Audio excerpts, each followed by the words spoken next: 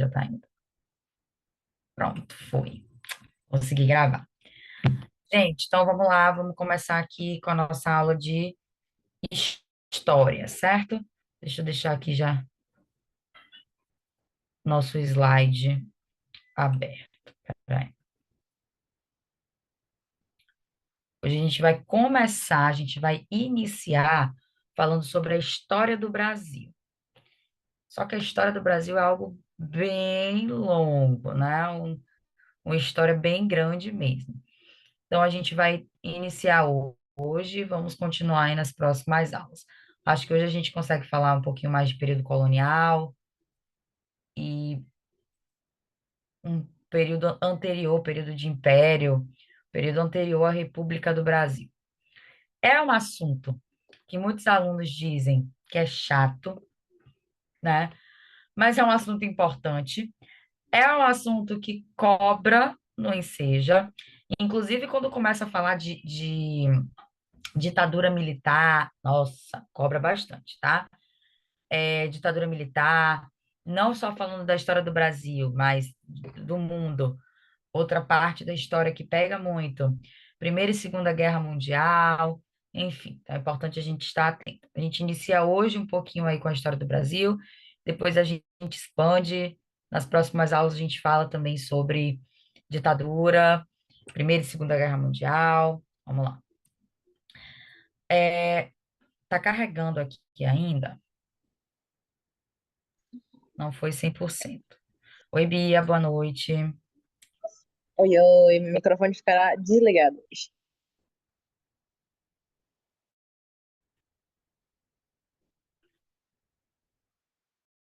Tá um pouquinho lento aqui.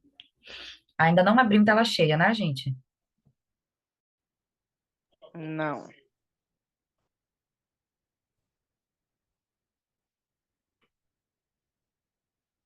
Vamos só dar um tempinho pro meu computador pensar que o bichinho tá cansado.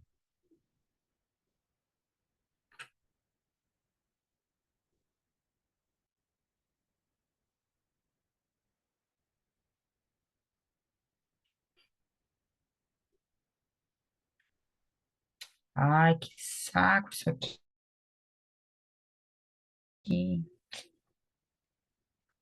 Peraí, eu vou interromper o compartilhamento, que tá muito devagar isso aqui. E vou colocar para abrir de novo.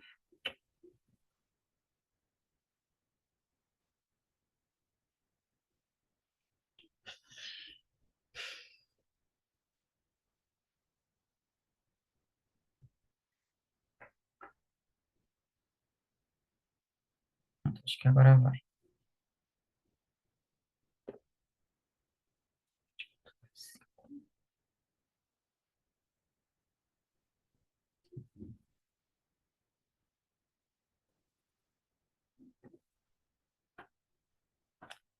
Tá? Como é que tá aí a tela para vocês, gente? O que que tá aparecendo?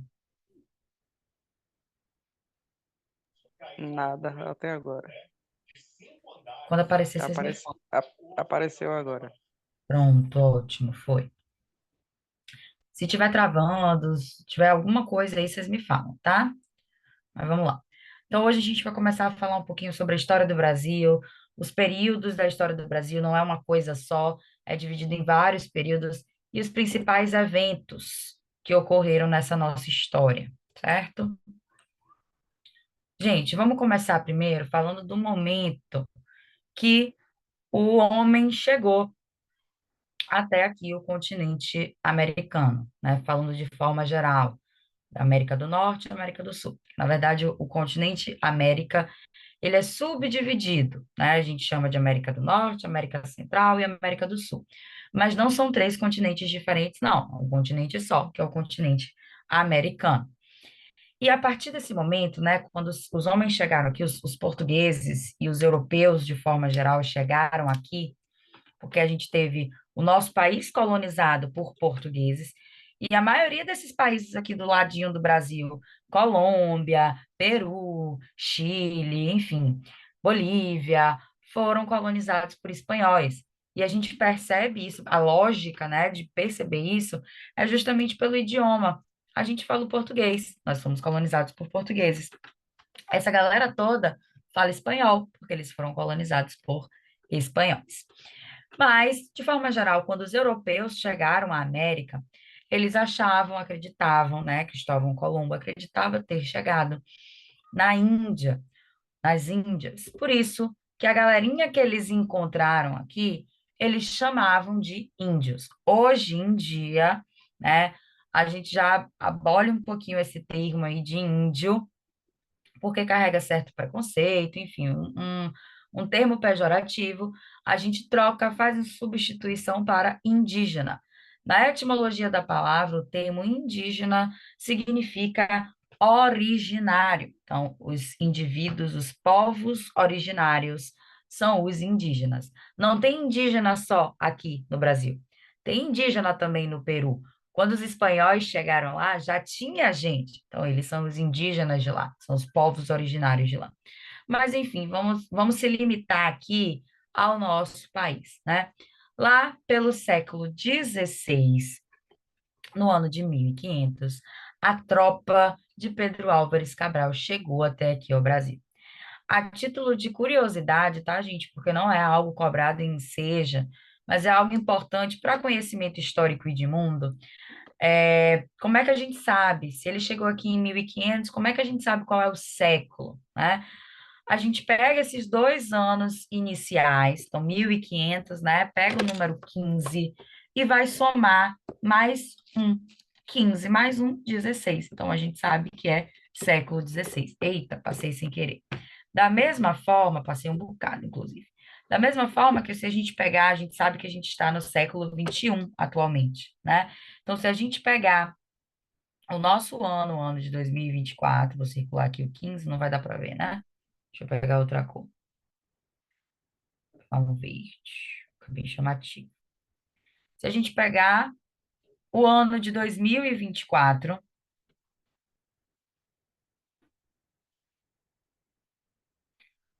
restringir só esses dois primeiros números aqui, o 2 e o 0, 20. Mais um, 21. Então, a gente sabe que a gente está no século XXI. Se a gente fala, por exemplo, do século passado, eu nasci em 1994. Em que século eu nasci? Século XX, que a gente pega aqui o 19, soma com um e dá 20. Então, a gente sabe que é século XX. Nasci em 1950, 19 mais um, 20, século XX, certo? Então, lá no século XVI, no ano de 1500, os portugueses chegaram até aqui ao Brasil. A tropa de Pedro Álvares Cabral chegou até aqui ao Brasil. Quando eles chegaram, já tinham os povos indígenas, que já tinham suas línguas, né, seus idiomas, e eu falo no plural porque não era só um, já tinham seus costumes, seus hábitos, sua religião ou suas religiões, enfim. E quando os portugueses chegaram, eles tentaram impor o querer deles para os nossos povos originários, para os nossos indígenas, né? Hoje em dia, a gente tem várias comunidades indígenas espalhadas pelo Brasil. A região que mais tem indígenas no Brasil hoje é a região norte, tá? Que tem onde está concentrado o maior número de comunidades indígenas. E a gente sabe também que quando esses portugueses chegaram, eles chegaram de barco, né? As caravelas portuguesas. Então, eles desembarcaram em um local com água, e mais especificamente, mar. Eles chegaram lá em Porto Seguro, pertinho aqui da gente, porque é aqui na Bahia, né? Então, o primeiro território, primeiro pedaço de terra que os portugueses encontraram foi aqui a nossa região. Mas próximo de Porto Seguro, né, eles chegaram até Salvador, inclusive declararam Salvador como a primeira capital do Brasil. Salvador, hoje a gente sabe que Brasília é a capital do Brasil, mas a primeira capital foi Salvador. Inclusive, né, a gente teve aí um sistema de governo, de divisão do nosso país. Hoje a gente tem os estados. A gente sabe que o Brasil tem 26 estados e um Distrito Federal. No total, são 27 organizações, 27 territórios, né? 26 estados, mais o Distrito Federal. Bahia, Pernambuco, Rio Grande do Norte, São Paulo, Rio de Janeiro, Goiás, enfim, a gente tem 26 estados. Só que antigamente, no período que os portugueses chegaram até aqui, o que que aconteceu? Eles dividiram o nosso país em capitanias hereditárias. Por que que esse termo de hereditárias, né? Porque iria ser passado de pai para filho. Morreu o pai, vem o filho e toma conta daquele território. O objetivo ali de organização do Brasil nas capitanias hereditárias era segurar, ter a segurança daquele ambiente, para que outras nações não invadissem. Afinal, o Brasil sempre foi rico de ouro, de pau-brasil, de cana-de-açúcar, então sempre foi muito visado por outras civilizações, por outros países, holandeses, franceses, sempre quiseram invadir o nosso país. Então, qual que foi a ideia de Portugal? Dividir o nosso território em capitanias hereditárias. Cada capitania tinha um donatário, um dono daquele território, né? E ele ia ser o responsável ali pelaquela capitania. Então, a gente tinha, por exemplo, a capitania de Minas Gerais. Então, ia ter um donatário responsável ali por aquela capitania. Só que o sistema das capitanias hereditárias faliu, não deu certo. Eles não conseguiram, os donatários não conseguiram dar conta. Não estava seguro, não estava legal. Então, Portugal teve uma nova ideia, dividir o nosso território, na verdade, em um governo geral. E aí a gente teve o primeiro governador geral, que foi um cara chamado Tomé de Souza. Tomé de Souza, ele foi o carinha responsável por querer trazer o catolicismo para os indígenas. Então, ele queria que os jesuítas, que eram os padres católicos daquela época, catequizassem os povos que encontraram aqui, ou seja, catequizassem os povos indígenas, ensinassem sobre a fé católica, sobre o catolicismo aos povos indígenas, né? Deixa eu passar isso aqui. Então, os nossos períodos de história do Brasil, inicialmente aqui a gente vai dividir de três formas. O período pré-colonial, que foi aí a partir do momento em 1500, né, 22 de abril de 1500, o período que os portugueses desembarcaram aqui e começaram a se estabelecer. De 1532 até 1815, o período colonial, que a gente era uma colônia de Portugal, e de 1815 até 1822, o período chamado de Reino Unido de Brasil, Portugal e Algarves. A partir de 1822, Lilian, qual o nome desse período? República. Até porque, a partir de 1822, a gente se tornou livre de Portugal. Ninguém mandava mais na gente, estávamos livres. Então, aqui, só para recapitular, a gente teve esse sistema das capitanias hereditárias, que foi estabelecido a partir de 1534. Olha como era, gente, olhando essa imagem aí, olha como era a divisão do nosso país. Hoje a gente tem os nossos estados no formato que a gente conhece, né? Mas antes a gente tinha essa divisão aí. Esse era o tamanho do nosso país, pequenininho, né? Cadê a minha canetinha que não tá funcionando? Peraí. Sumiu a minha caneta que eu estava aqui desenhando. Socorro. Aqui apareceu. Então, olha a divisão que a gente tinha aqui. O Brasil era só isso, e toda essa terra aqui, que eu circulei, era a terra de Portugal. Para o lado de cá, era a terra que era dos espanhóis. Então, de um lado, portugueses, de um lado, espanhóis. Lilian, como é que aconteceu essa divisão? Na verdade, portugueses e espanhóis chegaram todos juntos aqui na América, né? Só que eles dividiram, para não ter briga, né? Eles dividiram. Uma parte fica com Portugal, uma parte fica com a Espanha. Essa divisão foi um tratado que eles fizeram chamado Tratado de Tordesilhas. Foi um acordo, eles entraram em um acordo. Vamos organizar isso aqui para não virar bagunça. Isso aqui é meu, isso aqui é seu. Isso aqui é de Portugal, isso aqui é da Espanha. Então a gente ficou com esse lado aí que eu circulei, maior, e a Espanha ficou com esse lado aqui. Óbvio que com o passar dos anos, né, nosso território foi só aumentando, foi mudando de tamanho, enfim. E aí, a capitania da Bahia passou a ser considerada a capital da colônia, mais especificamente Salvador. Salvador foi então a primeira capital do Brasil, o primeiro território ali administrativo do governo da gente. Só que aí a gente teve o período do governo geral, já que as capitanias não deram certo. Era um objetivo de facilitar a administração do território e proteger as terras da invasão de outros povos, inclusive de proteger dos próprios povos indígenas, como se os indígenas que já estavam aqui ameaçassem eles de alguma coisa, né, os portugueses de alguma coisa. E aí começou a maluquice, né, de exploração do pau-brasil, do ouro, da cana-de-açúcar e principalmente a exploração do trabalho humano. Então, a gente sabe essa imagem, inclusive, está representando os povos indígenas trabalhando, eram eles os responsáveis por cortar a madeira do pau-brasil, por empilhar, guardar, jogar nos navios, porque eles pegavam o nosso pau-brasil e mandava lá para Portugal, devolvia para Portugal, né? E como é que as pessoas viviam no período do Brasil colonial, quando a gente era uma colônia de Portugal? Quando a gente fala desse período de Brasil colônia, gente, estamos dizendo que nós tínhamos um dono, tá? A gente não era livre, a gente era colônia de Portugal. Todas as decisões precisavam passar por Portugal. Lá em Portugal tinha um rei. Ele estava lá, no trono dele, mas ele mandava aqui na gente, porque esse território pertencia a gente. Algo semelhante a gente ainda tem hoje em dia, não no nosso país. Mas, por exemplo, a gente tem um país aqui em cima, faz fronteira com o Brasil, chamado Guiana Francesa. Olha o próprio nome do país. Esse país, ele está aqui, está no continente americano, mas ele faz parte da França. Então, o governo francês é que é dono, é que governa a Guiana Francesa. Era basicamente isso que acontecia com o Brasil colonial. A gente estava aqui, onde nós estamos, e Portugal, lá na Europa, é que mandava na gente.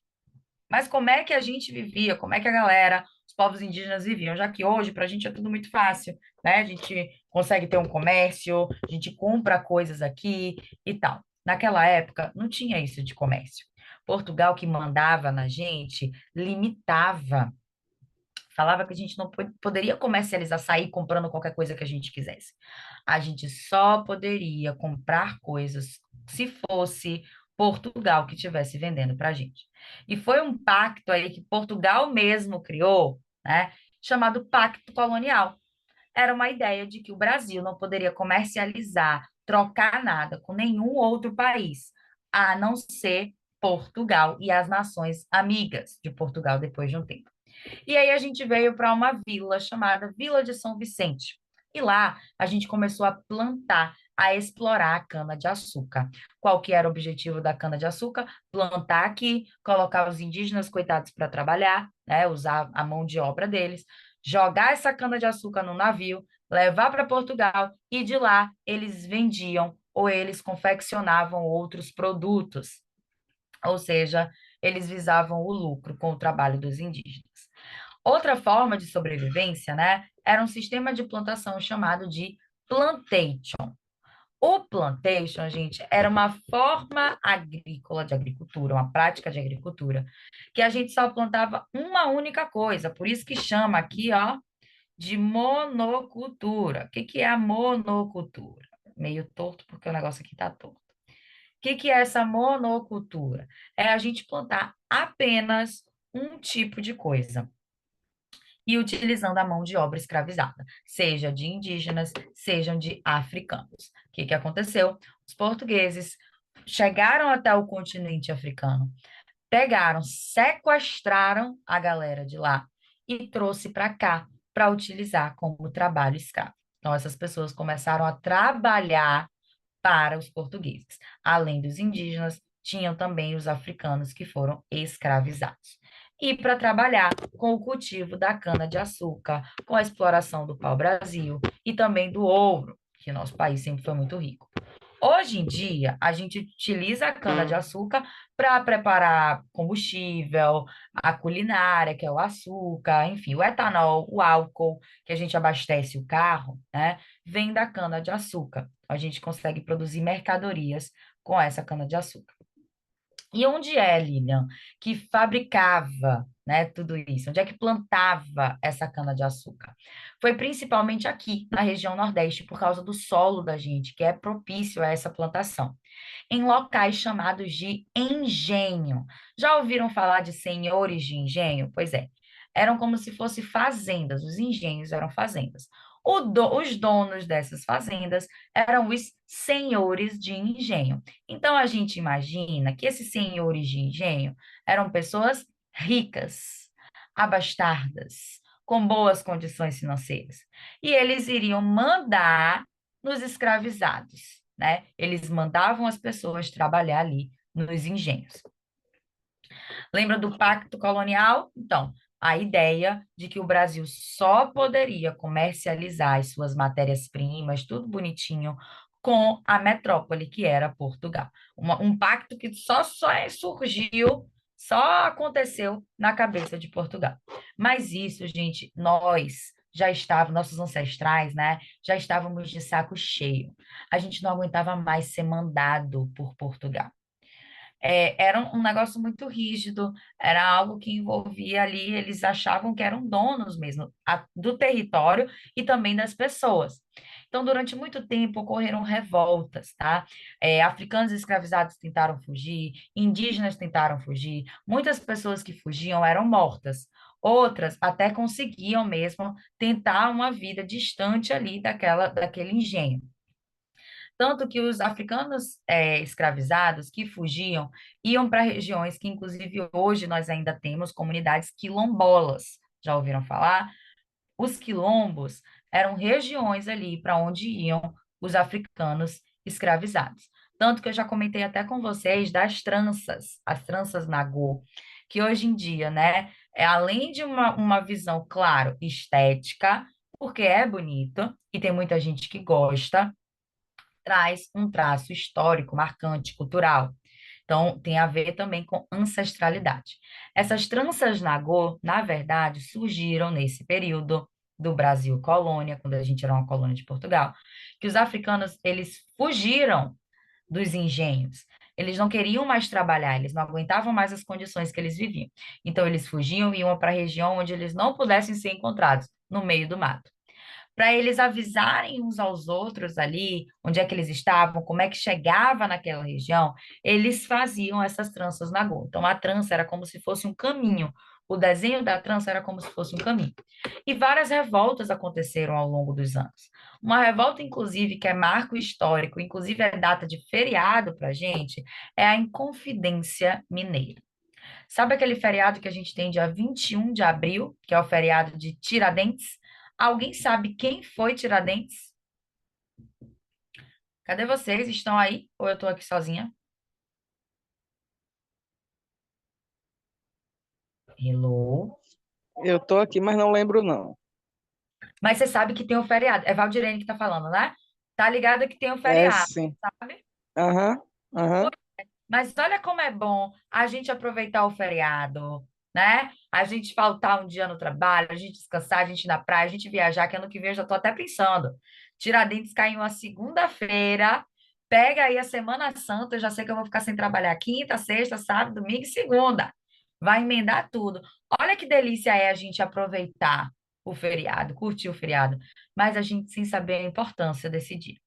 Gente, Tiradentes, na verdade, o nome era Joaquim José da Silva Xavier, era o nome completo de Tiradentes. Tiradentes era o apelido, porque ele era dentista. Tiradentes ele participou de um movimento chamado Inconfidência Mineira. Esse movimento aconteceu em uma capitania chamada Capitania de Minas Gerais, a Capitania Hereditária de Minas Gerais, que hoje em dia é a localização do estado mesmo de Minas Gerais, tá? Essa galera se reuniu, a Inconfidência é justamente, às vezes em livro de história vai vir Inconfidência, em outros livros vai vir Conjuração, tá?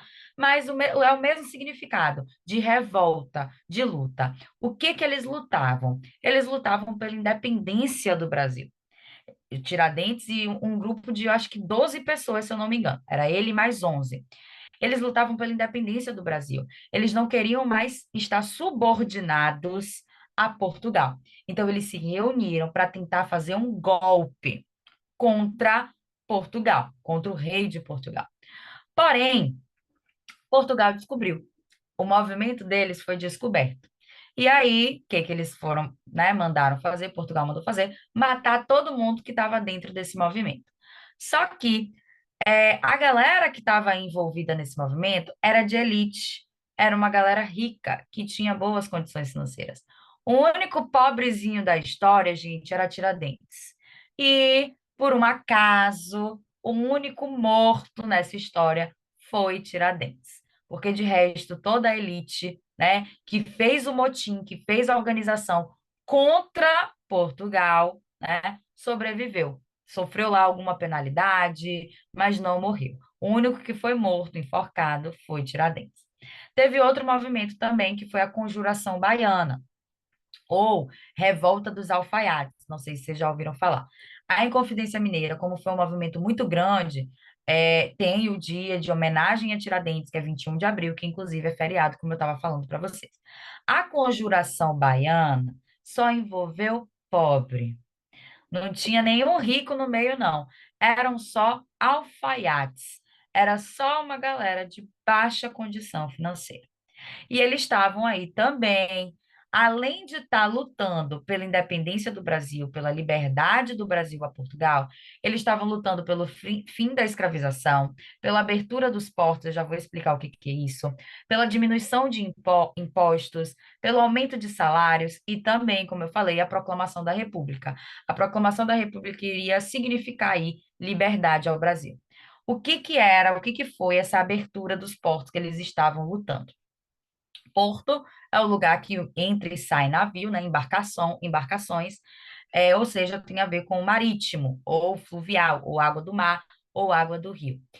E o Portugal, a metrópole de Portugal, bloqueava os nossos portos. A gente não poderia ter navio ou que chegasse ao Brasil de outros países, ou que saísse do Brasil para outros países. E isso era muito ruim para a gente, porque limitava, a gente não conseguia comercializar com outras nações. Se a gente quisesse vender produtos ou comprar produtos de outras nações, a gente não podia, porque quem estava mandando, Portugal. Então, eles só permitiam que os nossos portos fossem abertos para navios portugueses. Mas, enquanto isso, enquanto estava rolando essa treta toda aqui no Brasil, que a gente estava tentando fazer motim, organização, né, luta, e a conjuração baiana, e a conjuração em Confidência ou em conjuração mineira, enfim.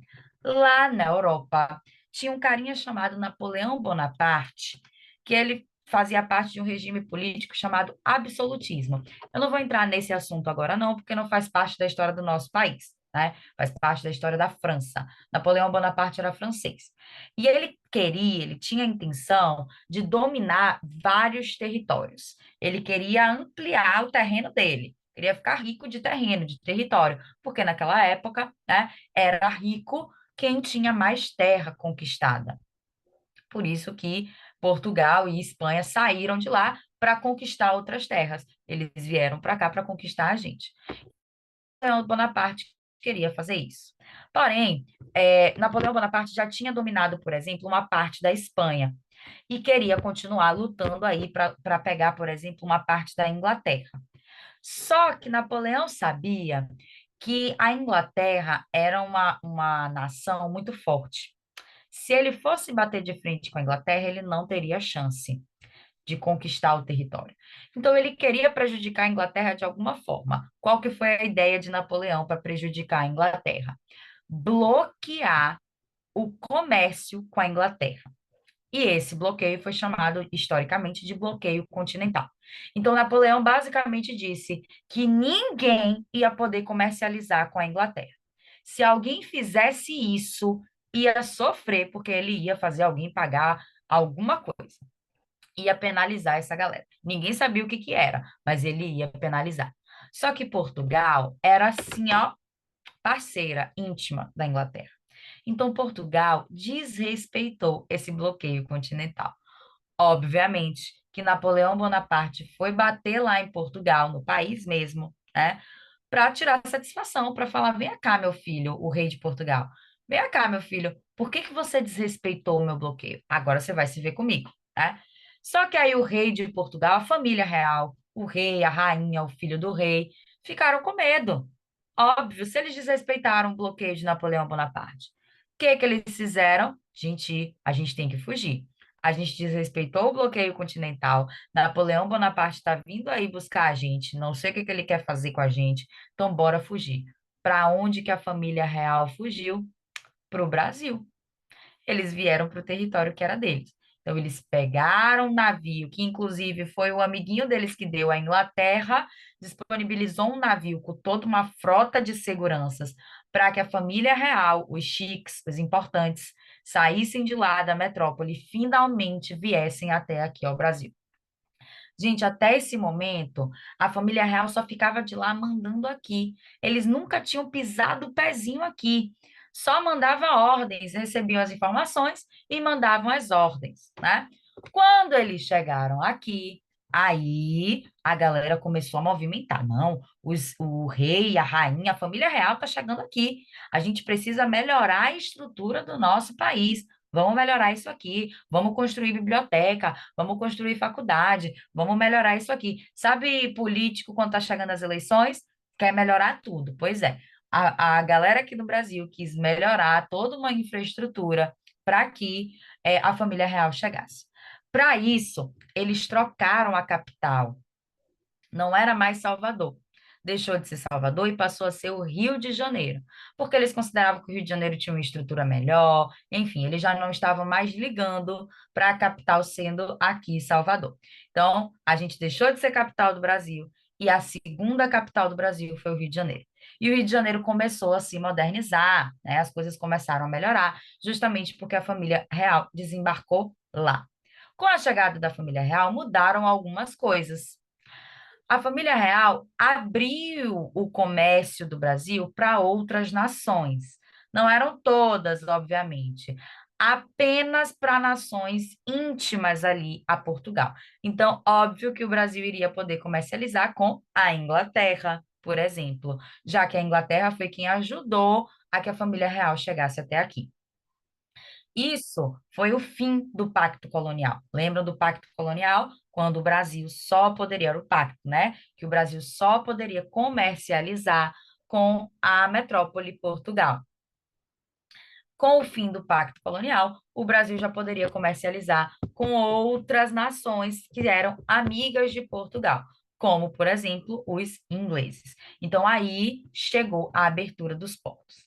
Vamos conhecer aqui agora, gente, por essas imagens, algumas dessas principais figuras aí da família real, certo? A gente teve Dom João VI, que era o rei de Portugal, tá? E rei, consequentemente, do Brasil também. Olha o nome completo dessa criatura. João Maria José Francisco Xavier, de não sei o quê, não, não, não, não. Naquela época, quanto mais nomes a pessoa tinha, era índice de riqueza. Quanto maior o nome, os sobrenomes da família, significava que era rico, certo?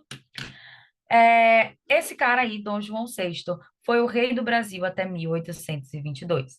Ele foi o pai de Dom Pedro I, então ele tinha um filho. Mas ele também tinha, né, outros filhos. Só que quem ficou no lugar dele foi Dom Pedro I. O nome, na verdade, de Dom Pedro I era Pedro de Alcântara. E ele foi o primeiro imperador do Brasil, responsável por proclamar a República do nosso país e a independência do nosso país. Já vou explicar um pouquinho mais sobre Dom Pedro I. Maria Leopoldina era a mulher de Dom Pedro I. E Dom Pedro II, que foi o segundo rei do nosso país. Também já vou explicar essa história toda. Quando a família real chegou, né, mudou um monte de coisa aqui no Brasil. Só que eles vieram para cá justamente porque Napoleão Bonaparte queria tirar satisfação com eles. Só que Napoleão Bonaparte foi derrotado. Então já não tinha por que a família real ficar aqui. Eles iriam voltar. Não, eles não corriam mais risco de vida, não tinha perigo. Então eles iriam voltar para Portugal. A partir disso, o Brasil ele não era mais subordinado a Portugal.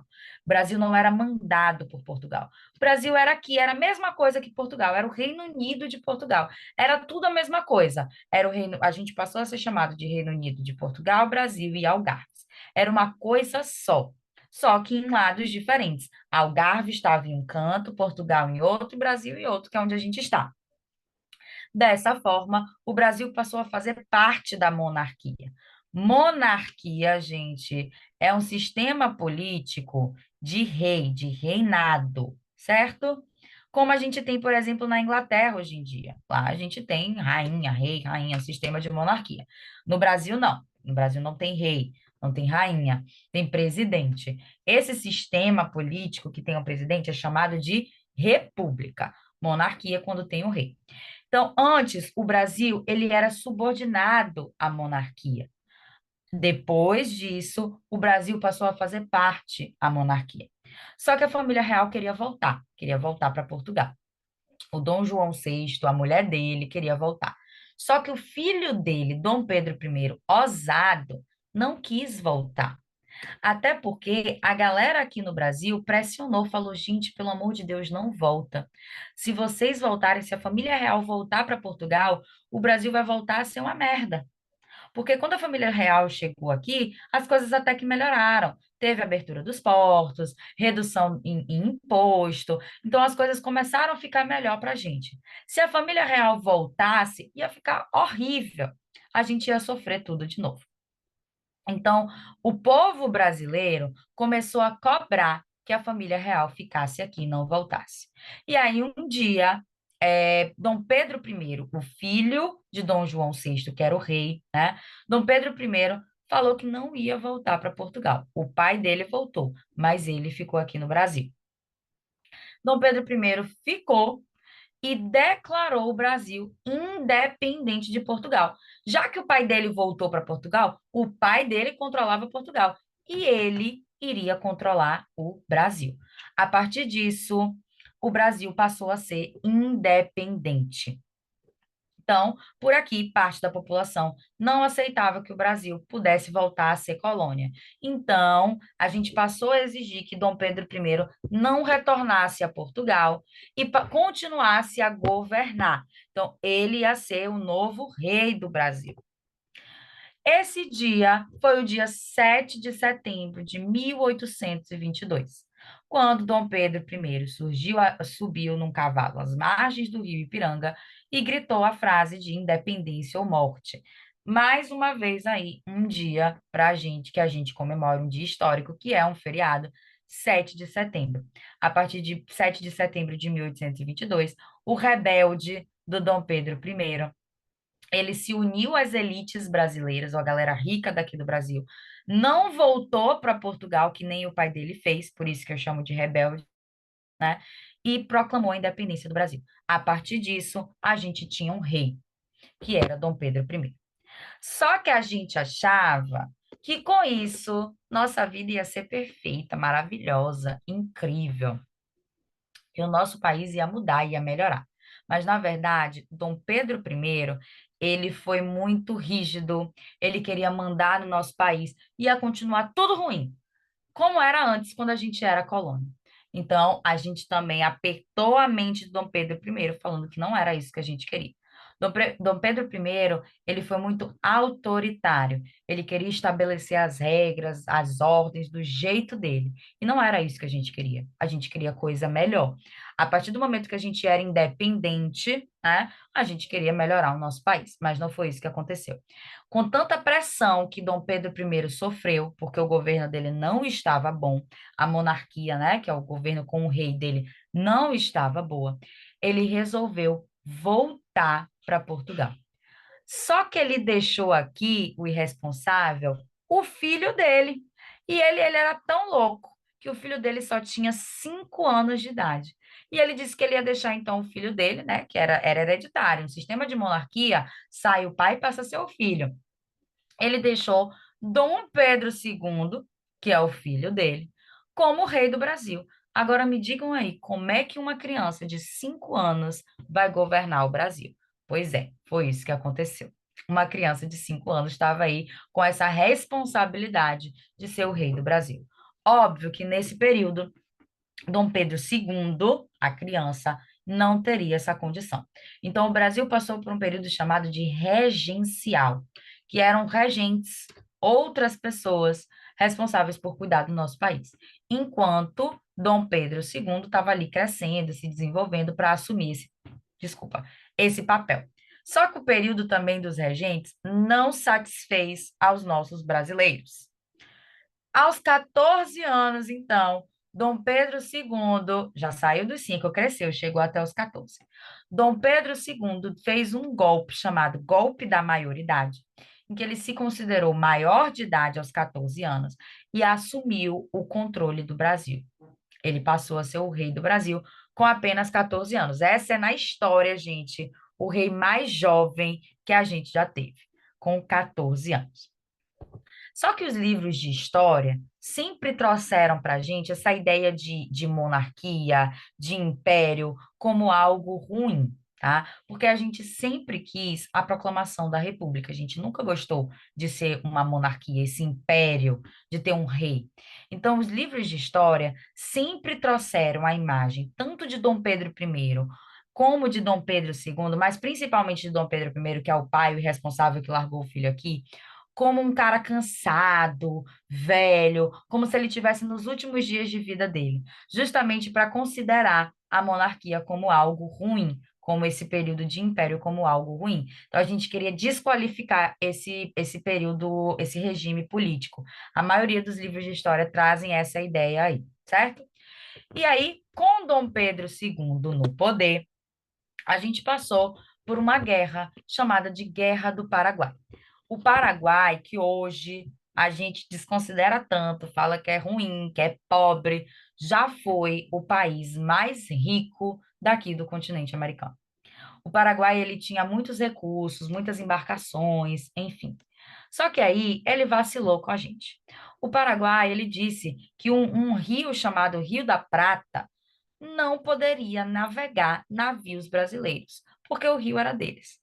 Só que a gente, ousado também, brasileiro ousado, foi lá e ignorou essa regra que o Paraguai criou para o Rio da Prata. O que o Paraguai fez? Pegou o governador da época da capitania do Mato Grosso e matou, assassinou, sequestrou e assassinou o nosso governador. E aí, outras nações, como a Argentina e o Uruguai, se aliaram a gente, porque não gostaram, né, desse perfil aí do Paraguai, contra o Paraguai. Nesse período, né, o Paraguai se fragilizou, não conseguiu dar conta dessa guerra toda. A gente foi ganhando cada vez mais força e os militares da época deram um golpe de Estado e proclamaram a República do Brasil. Tiraram o poder de Dom Pedro II, que era o rei, e proclamou a República do nosso país. A partir disso, a gente não era mais império, a gente não tinha mais um rei. A partir de 1888, desculpa, a gente passou a ter presidentes na história do nosso país. Século XIX já. Aí. Só que essa história toda é longa. E se a gente começar a conversar sobre isso hoje, vai confundir, porque a história colonial da gente já é muito grande. Então, isso vai ficar para as nossas próximas aulas. A gente vai começar a falar desse período de Brasil República. Vou voltar aqui antes de passar para as nossas questões. Vou interromper o compartilhamento. Depois eu volto para ele. Aqui, tudo certo. Só para a gente rever um pouquinho aí o nosso conteúdo. Vou tentar resumir. Gente, alguma dúvida? Que aí eu já toco em algum ponto específico disso tudo que eu falei. Alguma dúvida? Algo que está assim meio difícil de entender, algum termo que eu falei, alguma coisa que eu falei, tá tudo certo? Como é que vocês acham que tá aí esse tema? Tudo ok? Então eu vou voltar só um pouquinho, vou tentar resumir. Qualquer coisa, me pergunta, certo? Então, eu comecei a falar sobre o período que a gente, né, o continente americano aqui, tinham só os povos indígenas, povos originários. E aí chegaram espanhóis e portugueses, porque a intenção deles era expandir o território deles. Eles queriam colonizar espaços. Para não brigarem, eles criaram um tratado chamado Tratado de Tordesilhas, que eles pegaram o mapa e dividiram. Essa parte aqui é de Portugal, essa parte aqui é da Espanha. Portugal com a partezinha dela, então, né? pegou o barquinho, Pedro Álvares Cabral, chegou aqui no ano de 1500, no ano de 22 de abril de 1500. Inclusive, gente, é muito comum a gente ouvir que essa data, né, o dia 22 de abril de 1500, é o dia do descobrimento do Brasil. Há muito tempo, a gente já invalida esse termo aí de descobrimento, porque Portugal, Pedro Álvares Cabral não descobriu nada. O Brasil já foi descoberto pelos indígenas. Já tinha gente aqui. Como é que eles descobriram algo que já existia, né? Então, essa data, na verdade, é como se fosse a invasão do Brasil. Então, no dia 22 de abril de 1500, as tropas portuguesas de Pedro Álvares Cabral invadiram o nosso país. Quando eles chegaram, os indígenas já estavam aqui. Então, eles tentaram aí, né? Tentaram e conseguiram, infelizmente ignorar a cultura dos povos indígenas e colocar a cultura deles. Era uma cultura eurocêntrica, a Europa no centro. Eles queriam trazer a cultura europeia para cá. Por isso que eles tentaram catequizar os povos indígenas, fazer com que os indígenas seguissem a religião católica, que era a religião deles. A própria cultura, os hábitos, os costumes, a culinária, os idiomas, eles também não aceitavam quem era diferente deles. Eles só queriam que todo mundo falasse a língua deles, o português, né? E, a partir disso, eles começaram a organizar lá o território e dividiram o nosso país em capitanias hereditárias. Hoje, a nossa divisão são os estados, né? Mas quando Portugal chegou, foram as capitanias hereditárias. O objetivo das capitanias hereditárias era facilitar a administração do nosso país. Cada capitania tinha um donatário, que era o dono daquela capitania. O objetivo aí desse donatário era proteger a sua capitania. Mas mesmo assim, esse sistema de capitania hereditária não deu certo. Nem todo donatário conseguia dar conta de proteger a sua capitania. Então, eles instalaram um novo governo chamado Governo Geral. E a gente teve um governador geral chamado Tomé de Souza, que inclusive Tomé de Souza foi o cara responsável, né, por impor a catequização dos povos indígenas.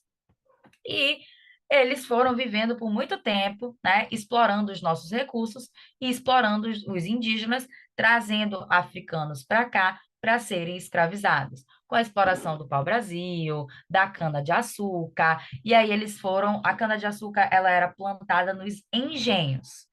Os donos desses engenhos eram chamados de senhores de engenho. Vamos pensar os engenhos como se fossem fazendas. Então, eram fazendeiros ricos, esses senhores de engenho. Para ser senhor de engenho, tinha que ser da elite, tinha que ter boas condições financeiras. E aí foi que começou a desandar tudo mais ainda, porque Portugal queria mandar na gente, fazer de gato e sapato, e fazer tudo do jeitinho deles, né? Então, eles criaram aí o Pacto Colonial. Esse Pacto Colonial fechou os portos do Brasil e só era permitido a gente comercializar com Portugal, com a nossa metrópole. Afinal, eles estavam lá na Europa, mas eles mandavam aqui na gente, que estava na América, que está na América, né? A família real, o rei de Portugal, nunca tinha vindo até aqui, mas recebia as informações e mandava aqui no que ia acontecer. E eles falaram que existia o pacto colonial, que o Brasil não ia comercializar com ninguém. A partir disso, começaram a surgir muitas revoltas, muitas brigas, muitas lutas. A principal que a gente tem aí é a Inconfidência Mineira, que foi com a morte de Tiradentes, que morreu enforcado. O nome de Tiradentes, na verdade, é Joaquim José da Silva Xavier. O apelido dele era Tiradentes porque ele era um dentista. Ele se reuniu com outras pessoas da elite brasileira contra o governo de Portugal, contra a colônia, né, contra a metrópole. A gente não queria mais ser colônia de Portugal, ser mandado por Portugal. A gente não queria mais que eles roubassem o nosso ouro, o nosso pau-brasil, aumentassem os nossos impostos, enfim. Por isso que teve um motim, uma organização, para tentar acabar logo com essa monarquia, com esse reinado, com esse império, para proclamar a República do Brasil. Porém, eles foram descobertos, como a maioria era da elite, só quem foi morto, enforcado de uma forma cruel, né, foi o pobre da história, que era Tiradentes. E hoje a gente tem uma data de homenagem a Tiradentes, 21 de abril, que é feriado. Teve também outro movimento chamado Conjuração Baiana, ou Inconfidência Baiana, ou Inconfidência dos Alfaiates, ou Revolta dos Alfaiates, enfim. Só que esse movimento foi diferente, aconteceu aqui na Bahia, só que foi diferente porque foi organizado por pessoas pobres, com baixas condições financeiras. Então, a colônia, ou a coroa portuguesa, né, os reis lá de Portugal, olhavam e falavam, ai, tô nem aí. Só galera pobre. Eles não estavam nem aí pelo que eles estavam lutando, pelo que a Conjuração Baiana queria lutar. Enquanto isso, na Europa, estava lá Napoleão Bonaparte tentando conquistar vários territórios. Ele queria conquistar a Inglaterra, mas ele era inteligente o suficiente para saber que a Inglaterra era muito poderosa. Se ele tentasse invadir, se Napoleão Bonaparte tentasse invadir a Inglaterra, ele iria se prejudicar, ele iria se dar mal. Então, qual foi a forma que ele encontrou de prejudicar a Inglaterra? Bloqueando aí a comercialização de todos os países com a Inglaterra. Ele se achava o top dos tops e falou que mais ninguém iria comercializar com a Inglaterra. Quem desobedeceu? A coroa portuguesa. Portugal começou a comercializar com a Inglaterra. Quando Napoleão Bonaparte descobriu, foi atrás da coroa portuguesa para tirar satisfação. E a coroa portuguesa, com medo, fugiu. Para onde? Para a sua colônia, Brasil. Quando eles chegaram até aqui, a gente precisou, né, trazer toda uma infraestrutura para os riquinhos, para os nossos reis que estavam chegando. Então, a capital deixou de ser Salvador, passou a ser Rio de Janeiro, e o Brasil começou a se modernizar, a melhorar em alguns aspectos, realmente, quando a coroa portuguesa chegou até aqui. Inclusive, teve o processo da abertura dos portos, a gente já poderia comercializar com outras nações, não todas, mas nações que fossem amigas de Portugal. A Inglaterra era uma delas. Inclusive, a Inglaterra foi quem deu navio para trazer os portugueses até aqui, a coroa portuguesa até aqui, protegidos com toda uma tropa, né? Como a Inglaterra era amiga de Portugal, a gente poderia comercializar com a Inglaterra, por exemplo, só. Ninguém mais. Mas já foi muita coisa, já melhorou muito o nosso país. Napoleão Bonaparte, lá na Europa, na França dele, foi derrotado. Então a coroa portuguesa não tinha mais motivo para ficar aqui. Eles queriam voltar lá para o castelo deles, para o império deles, que era em Portugal. Porém, como as coisas começaram a melhorar quando eles chegaram, né? A gente besta achou que ia continuar tudo bom. Por isso que a gente insistiu para que a coroa portuguesa não voltasse para Portugal. O teimosinho do filho do rei de Portugal, que foi Dom Pedro I, ele disse que ele não ia voltar com o pai dele, ele iria ficar aqui. E foi inclusive uma data chamada de Dia do Fico. Ele falou que ia ficar aqui e ia se tornar o rei do Brasil. E bem isso ele fez. Ele se tornou o rei do Brasil. E ele disse que como tinha um rei aqui e o pai dele estava lá em Portugal, não precisava mais Portugal mandar na gente. Então ele declarou a gente independente de Portugal. A partir disso, o Brasil já era solto, livre, com o nosso rei Dom Pedro I. Só que a gente inocente queria tanto que Dom Pedro I ficasse, né? Mas não foram flores quando ele chegou aqui. Ele era autoritário, ele aumentou alguns impostos e a gente começou a achar ruim. A pressão para cima de Dom Pedro I foi tão grande que ele abdicou do trono e voltou correndo lá para Portugal. Só que ele foi tão irresponsável que ele deixou o filho dele de 5 anos de idade aqui como novo rei. Não tinha como ser outra pessoa como rei, já que nesse sistema de monarquia é a família que importa, né? Morre o pai, ou some o pai, abdica o pai, vai ficar o filho. Então, quem ficou foi o filho de 5 anos. Como, obviamente, uma criança de 5 anos não poderia governar o Brasil, ficaram outras pessoas aí da elite brasileira, até que esse menino fizesse 14 anos, até que Dom Pedro II fizesse 14 anos, desse um golpe de Estado e ele se autodenominasse o novo rei do Brasil. Nesse período, né, as coisas começaram a melhorar, porém, o Paraguai, um país aqui próximo da gente, foi muito ousado e disse que a gente não poderia navegar pelo rio que fazia parte do Paraguai. A gente ignorou, desrespeitou esse limite do Paraguai, e lá vai um barquinho nosso pelo Rio da Prata, um rio lá do Paraguai. O Paraguai, então, sequestrou um governador nosso, matou esse governador. Outras nações, como Uruguai e Argentina, se aliaram a gente contra o Paraguai. O Brasil saiu muito fragilizado dessa guerra, chamada Guerra do Paraguai. a gente saiu mal, o Paraguai também saiu muito mal, enfim. A elite e o exército brasileiro, então, aproveitaram esse momento de fragilidade, deram um golpe de Estado para proclamar a República do Brasil. A partir desse momento, a gente já não tem mais um rei e sim um presidente. Então, a data da proclamação da República, inclusive, é dia 15 de novembro de 1888. E que também é feriado para a gente. A gente tem o feriado de 7 de setembro, que foi o momento de independência do Brasil e de Portugal, graças a Dom Pedro I. E a gente tem o período de proclamação da República, onde a gente deixa de ser uma monarquia com um rei para ser uma república com presidente. E aí a gente vai vendo nas próximas aulas como é que iniciou esse processo de República do Brasil. Para a gente finalizar, eu vou abrir as nossas clássicas questões aqui desse tema. Inclusive, eu estava falando com vocês, né, que os livros de história, a tendência deles, como aconteceu muita coisa ruim no período do Império, da monarquia, tanto com Dom Pedro I quanto com Dom Pedro II, os livros de história, gente, eles tendem a mostrar isso como algo ruim, né? E coloca a imagem mesmo de Dom Pedro I como um velho, assim, quase morrendo já de tão velho que o cara estava. Justamente porque a gente não gostava desse período da monarquia. Deixa eu ver aqui, peraí. Ai, vamos lá para as nossas questõezinhas.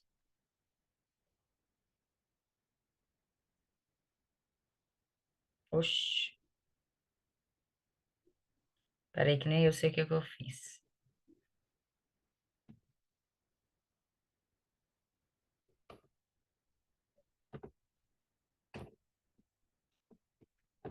Vamos lá. Desde os primeiros dias da República, os autores de livros didáticos para os cursos primário e secundário, eu vou ter que abrir pelo meu celular para ler, porque o negócio aqui do Zoom tá bem na minha frente, eu não estou conseguindo ler. Pronto. Desde os primeiros dias da República, os autores de livros didáticos para os cursos primário e secundário, obedecendo a critérios definidos pelas autoridades de governo na área da educação, passaram a estampar o retrato de Dom Pedro II com longas barbas e aspecto de cansado dos seus últimos anos de vida, para associar a monarquia à imagem de velhice, a coisa antiga. De acordo com o texto, o uso que se fez da imagem de Dom Pedro II tinha o objetivo de valorizar uma tradição nacional, denunciar um costume aristocrático, promover um estilo artístico ou desqualificar um regime político. E aí, cadê vocês? É a D. Dona Valdirene acha que é a letra D. E cadê a bonita da dona Adriele? Deixa eu ver se aqui está com alguma mensagem. Ok, vou ler aqui o texto de novo para a gente tentar identificar, certo? Desde os primeiros dias da República, os primeiros autores de livros didáticos, então, a partir do momento da proclamação da República, os autores de livros didáticos, por conta do governo, o governo exigiu que nos livros de história as carinhas, os retratos de Dom Pedro II fossem apresentados com aspecto de velho, de cansado, como se ele tivesse nos seus últimos anos de vida. Tudo isso para associar a monarquia era um regime político de reinado, de império, que a gente tem um rei, e era Dom Pedro I, Dom Pedro I, depois Dom Pedro II, para associar a monarquia à imagem de coisa velha, antiga, ruim, até porque a gente queria agora que só a República fosse considerado algo bom. De acordo com isso, esse uso da imagem de Dom Pedro II, ele tinha o objetivo, na verdade, de desqualificar um regime político. E qual seria esse regime político? A monarquia. A gente queria invalidar a monarquia, dizer que a monarquia era algo velho, ultrapassado, a gente precisava da república. Ok, meu povo? Alguma dúvida? Não. Vou passar. Deixa eu abrir aqui o chat, espera aí, antes de ler. Ok. Queremos um Estado a serviço da nação, que garanta os direitos a toda a população. Isso é uma imagem, gente, na verdade, de um protesto, né? E aí embaixo, porque, ai, não vai dar para vocês enxergarem, porque a imagem não está em tela cheia. Mas embaixo tem assim, ó, 18º Grito dos Excluídos, 7 de setembro de 2012. E percebam que essa imagem aí, ó, mostra indígenas, mostra pessoas provavelmente de descendência africana, né, lutando por um trabalho, pela reforma agrária, pela melhora na agricultura, por segurança, por moradia digna. Tem umas palavrinhas escritas aqui atrás. Então é como se fosse um grito de protesto, inclusive um protesto realizado no dia 7 de setembro do ano de 2012. Então fez alguns anos aí de independência do Brasil, né? Já que antes a gente não era independente. Realizado anualmente, o ato apresentado nesse cartaz propõe uma outra forma de celebrar a independência do Brasil, convidando a população a investigar atos de corrupção, B, reivindicar direitos do cidadão, C, acompanhar desfiles patrióticos. D, comemorar conquistas populares. B. Valdirene já deu o palpite dela. Dona Adriele, cadê você, mulher? Estão em conjunto, estão jogando no mesmo time. Beleza. Vamos ver. Eita, passei sem querer. Mas correto. Letra B de bola.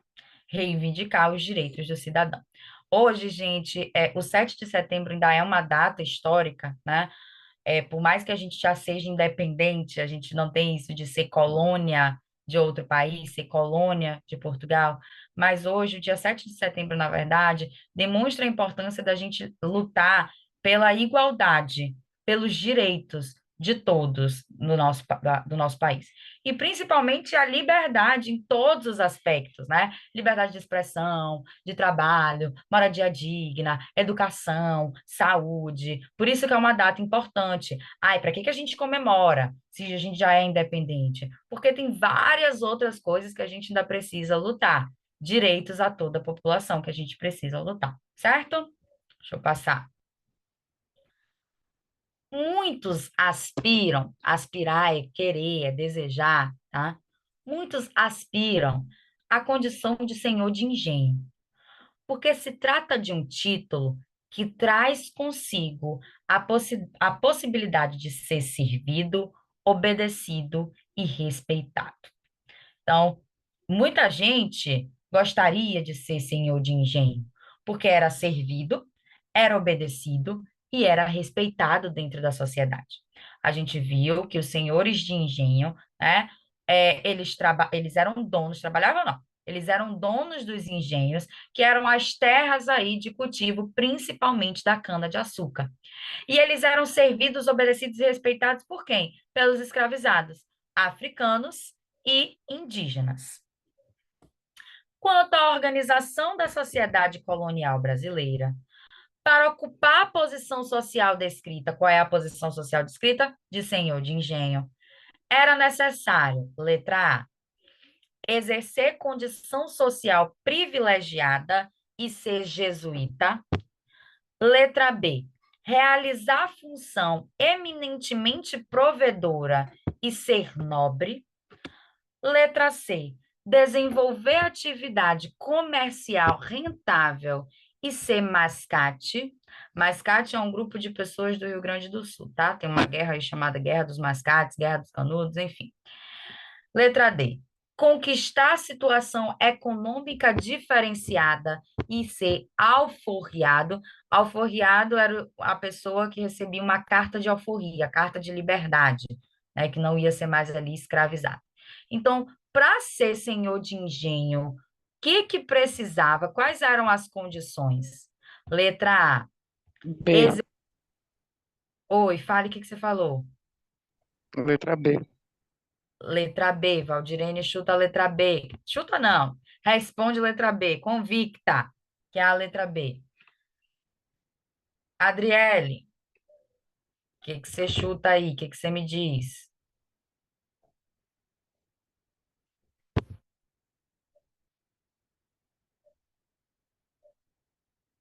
Adriele? Ok, vamos lá. É, o mascate, que está na letra C, vou começar por cada afirmativa. Por que que não pode ser a letra A? Se fosse só essa partezinha aqui, de exercer condição social, por que parou de riscar a minha canetinha aí? Exercer condição social privilegiada estava correto. Se fosse só isso. Porém, a alternativa tem aqui dizendo que ser jesuíta também. Mas jesuíta era padre católico. O padre que ia lá ter a responsabilidade de catequizar os indígenas. Para ser senhor de engenho, gente, não precisava ser padre, né? Então, por isso que não pode ser letra B.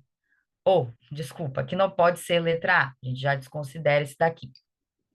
Na letra B é a correta. Realizar a função eminentemente provedor e ser nobre, ser rico, ter dinheiro, ter boas condições. Por que que não pode ser a letra C? Justa, esse também, metade da questão é verdadeira. Desenvolver atividade comercial rentável é verdadeira. De certa forma, o senhor de engenho, né, ele ganhava dinheiro, era uma atividade rentável ali para ele, escravizar o povo para ele ganhar dinheiro. Porém, mascate era um grupo de pessoas que se juntaram para lutar contra a colônia, esse processo de colônia. Foi uma guerra, a Guerra dos Mascates, que aconteceu na região sul do Brasil. Então, para ser senhor de engenho, não deveria ser mascate. Mascate, na verdade, era um grupo de pessoas pobres. E senhor de engenho eram ricos.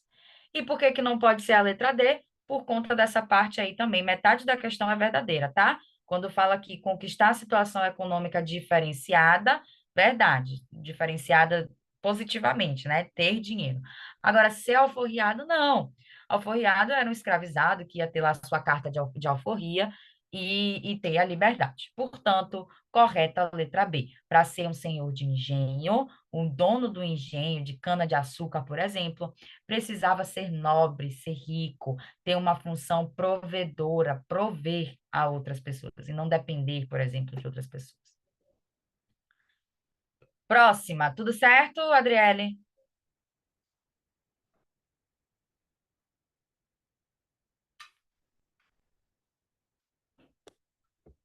Ok, então vamos lá. Deixa eu fechar aqui para eu conseguir ler esse chat.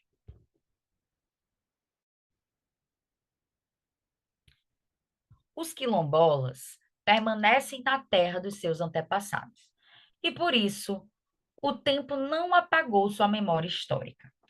Lá encontramos as formas tradicionais do uso da terra, seus costumes, manifestações culturais e religiosas. Acontece que em algumas regiões continua a haver ameaças de invasão por fazendeiros que se dizem donos das terras, mesmo após a garantia de posse aos quilombolas dada pela Constituição Brasileira de 1988. Retomando aqui esse texto. Quilombo, gente, é a região que mantém aí a cultura, seja manifestação cultural de forma geral, religiosa, costume, enfim, dos quilombolas. Os quilombolas foram africanos escravizados que fugiram. E eles iam para a região do mato, meio do mato, para que eles não fossem encontrados. Inclusive, o que eu comentei com vocês das tranças Nagô, né? Que era o caminho ali a ser percorrido para chegar até o quilombo. Hoje em dia, a gente tem muitas comunidades quilombolas. Inclusive, eu visitei uma quando eu fui no Tocantins. Visitei umas duas, na verdade, quando eu fui no Tocantins. E lá eles sobrevivem principalmente de artesanato mesmo, né? E eles vendem os produtos deles. Assim como se a gente chegar numa comunidade indígena. Eles vão viver ali do que a natureza tem para oferecer para eles, vendendo coisa, enfim. Só que correm muito risco deles perderem as terras deles, né, que já é algo difícil para eles terem conquistado, por fazendeiros, dizendo que a terra é deles, né, que eles são donos dessas terras. Só que na lei que a gente tem a partir de 1988, as terras indígenas e quilombolas, elas precisam ser a direito, precisam ser preservadas, tá? Os fazendeiros que atuam dessa maneira, que foi descrita no texto, eles prejudicam a manutenção da identidade e memória histórica dos quilombolas, porque eles ferem a Constituição e seus vários artigos sobre a propriedade privada, porque eles levam os quilombolas para os movimentos sociais de luta pela terra, porque eles põem em risco os meios de subsistência e o convívio dessas comunidades, ou porque eles contestam judicialmente as origens raciais dos integrantes dessas comunidades.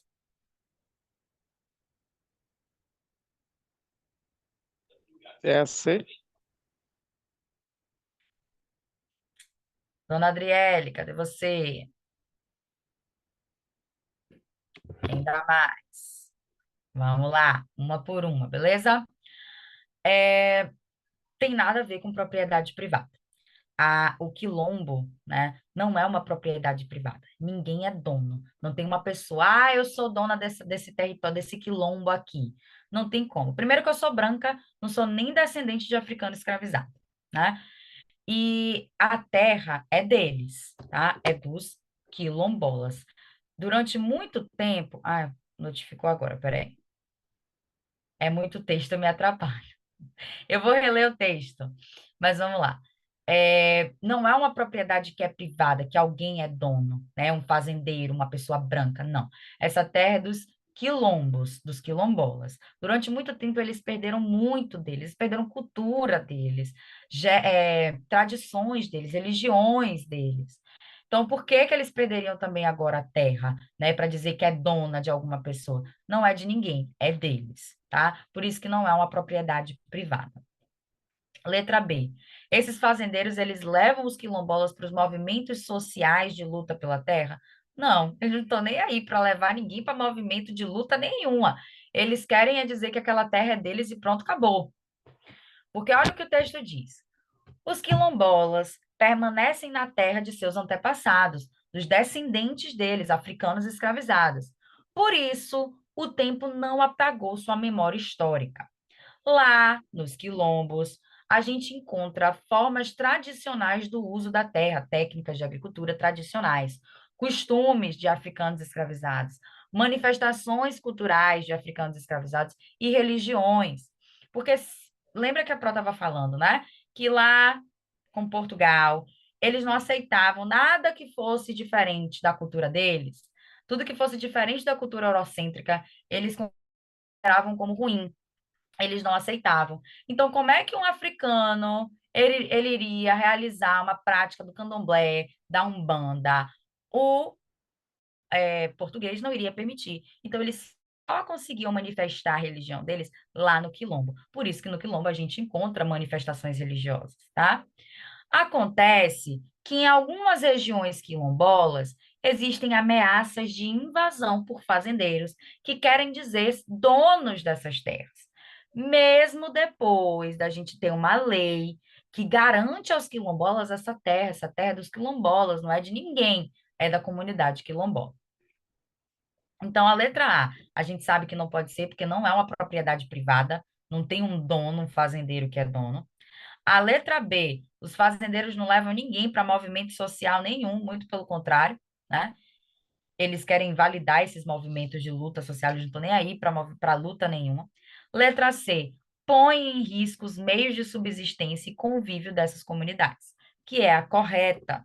Com tudo isso, né, que esses fazendeiros fazem, querendo dizer que são donos dessas terras, pode acabar com a cultura desse povo, que restou, gente, pouco, tá? Os portugueses já tiraram demais. Se vier mais gente agora tirar mais um pouquinho, vai restar nada. Por isso que põe em risco esses meios de subsistência. O que é subsistência? para o próprio consumo, agricultura, pecuária, enfim, e o convívio dessas comunidades. Ah, e, vixe, aqui já está entrando em outro assunto que é da ditadura, que a gente vai continuar na próxima aula. Deixa eu tirar aqui para voltar.